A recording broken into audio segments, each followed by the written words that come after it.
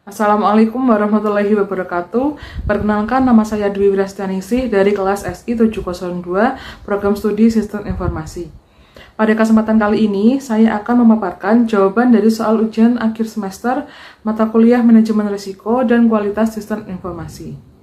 Pada soal, ada suatu kondisi, yaitu sebuah perusahaan retail menengah yang selama ini beroperasi secara konvensional, memutuskan untuk melakukan transformasi digital total dengan membangun ekosistem omnichannel. Mereka mengintegrasikan seluruh stok gudang, sistem penjualan toko fisik, aplikasi mobile, dan marketplace pihak ketiga ke dalam satu platform berbasis cloud. Di saat yang sama, mereka menerapkan algoritma AI untuk prediksi stok dan perilaku belanja pelanggan.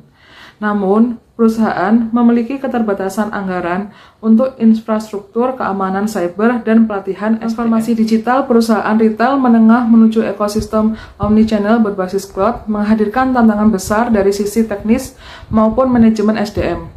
Risiko utama dari aspek teknis sistem informasi dan dari aspek manajemen SDM atau budaya yang memiliki potensi dampak paling fatal terhadap keberlanjutan bisnis perusahaan tersebut diantaranya adalah yang pertama, risiko dari aspek teknis sistem informasi, misalnya risiko kebocoran dan serangan keamanan pada platform cloud yang mengintegrasikan stok, penjualan, aplikasi mobile, dan marketplace. Risiko ini lebih prioritas karena beberapa hal diantaranya, cloud menjadi pusat integrasi seluruh ekosistem, baik stok gudang, toko fisik, aplikasi mobile, maupun marketplace. Jika terjadi serangan, maka seluruh rantai operasional dapat lumpuh.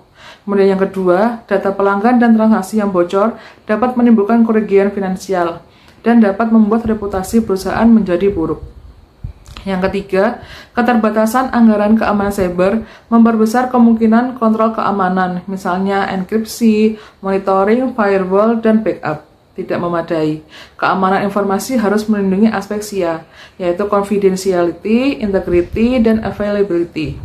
Cloud yang tidak aman berisiko gagal memenuhi ketiga aspek ini, dan jika salah satu aspek gagal, keberlangsungan bisnis dapat terancam. Kemudian, resiko dari aspek manajemen SDM atau budaya, yaitu resistensi dan kurangnya kompetensi SDM dalam mengadopsi sistem omnichannel dan AI. Alasannya, risiko ini lebih prioritas karena beberapa hal, yaitu pertama, transformasi digital bukan hanya soal teknologi, tetapi juga perubahan budaya kerja. Jika karyawan tidak dilatih dengan baik, mereka bisa salah input data, salah mengoperasikan sistem, atau bahkan menolak perubahan. Kemudian yang kedua, algoritma AI untuk prediksi stok dan perilaku belanja berjalan efektif jika data yang dimasukkan benar. SDM yang tidak kompeten akan menghasilkan data buruk, prediksi salah, dan stok tidak sesuai yang dapat mengakibatkan kerugian besar. Kemudian yang ketiga, keterbatasan anggaran pelatihan juga menambah alasan dalam masalah ini. Salah satu hambatan utama perencanaan strategis adalah penolakan internal terhadap perubahan. Tanpa dukungan SDM, strategic alignment antara TI dan tujuan bisnis bisa gagal. Teknologi secanggih apapun tidak akan berjalan tanpa manusia yang mampu dan mau menggunakannya. Upaya mengejar go-to-market yang cepat, seringkali standar kualitas sistem informasi seperti usability, reliability, dan security terkompromi. Sebagai manajer proyek, strategi mitigasi harus dilakukan agar sistem tetap memenuhi standar ISO 25010 tanpa menghentikan pengembangan. Di antaranya adalah dengan memanfaatkan konsep pengendalian aplikasi, pengujian bertahap, dan manajemen keamanan informasi. Untuk konsep yang pertama, yaitu pengendalian aplikasi, terdiri dari pengendalian input, yaitu untuk memastikan data yang dimasukkan ke sistem akurat dan lengkap. Kesalahan input adalah sumber utama sehingga validasi otomatis, koreksi kesalahan segera, dan dokumentasi input menjadi penting. Kemudian ada pengendalian pemrosesan, mencegah dan mendeteksi kesalahan saat data diproses. Lalu ada pengendalian output, mendeteksi kesalahan setelah pemrosesan selesai, misalnya dengan merekonsiliasi output dengan dokumen sumber atau membandingkan jumlah unit yang diproses. Kemudian ada konsep pendekatan pengujian, yaitu ada pilot testing, yaitu sistem baru diimplementasikan pada satu bagian perusahaan, sementara lokasi lain masih menggunakan sistem lama. Ini memungkinkan evaluasi usability dan reliability tanpa menghentikan pengembangan. Kemudian ada pengujian paralel, yaitu sistem lama dan baru berjalan bersamaan untuk membandingkan hasil. Dengan cara ini, reliability dapat diuji secara langsung. Kemudian ada test data approach. Auditor memproses data pengujian melalui sistem untuk memastikan pengendalian otomatis bekerja dengan baik. Kemudian yang ketiga ada konsep manajemen keamanan informasi. Yang pertama ada menjaga aspek confidentiality, integrity, dan availability agar keamanan tetap terjamin. Lalu, menerapkan kebijakan keamanan atau policy, program pelatihan keamanan, serta mekanisme proteksi meski dengan anggaran terbatas. Lalu, melakukan monitoring secara berkala untuk memastikan sistem tetap sesuai standar. Kegagalan dalam manajemen risiko pada proyek tidak hanya berdampak pada kerugian finansial, tetapi juga pada degradasi kualitas kepercayaan pelanggan atau customer trust jangka panjang.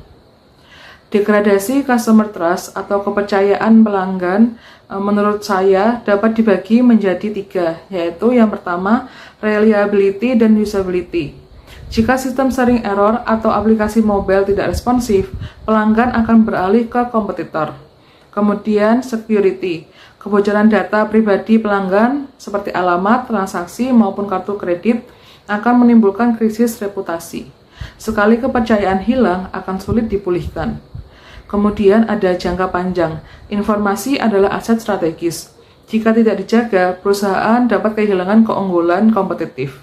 Contoh nyatanya adalah pelanggan yang pernah mengalami kebocoran data cenderung tidak kembali, bahkan jika sistem sudah diperbaiki. Kemudian ada analisis risk appetite, yaitu batas toleransi risiko, yang saya bagi menjadi 2 diantaranya. Yang pertama, risk appetite rendah untuk security dan reliability. Karena sistem omnichannel berbasis cloud adalah tulang punggung bisnis, perusahaan tidak boleh mentolerir risiko besar pada aspek keamanan dan keandalan. Artinya, meskipun anggaran terbatas, investasi minimum pada enkripsi, backup, monitoring, dan pelatihan SDM harus tetap dilakukan. Kemudian yang kedua ada risk appetite sedang untuk usability dan time to market. Karena perusahaan bisa mentolerir sedikit kekurangan usability, misalnya fitur belum sempurna selama inti sistem aman dan andal. Dalam kasus ini, perusahaan harus menetapkan risk appetite yang minim terhadap risiko keamanan dan reliabilitas karena dampaknya langsung pada keberlanjutan bisnis dan kepercayaan pelanggan. Sekian pemaparan atas jawaban ujian akhir semester mata kuliah manajemen risiko dan kualitas sistem informasi yang dapat saya sampaikan. Kurang lebihnya mohon maaf dan terima kasih atas perhatiannya. Wassalamualaikum warahmatullahi wabarakatuh.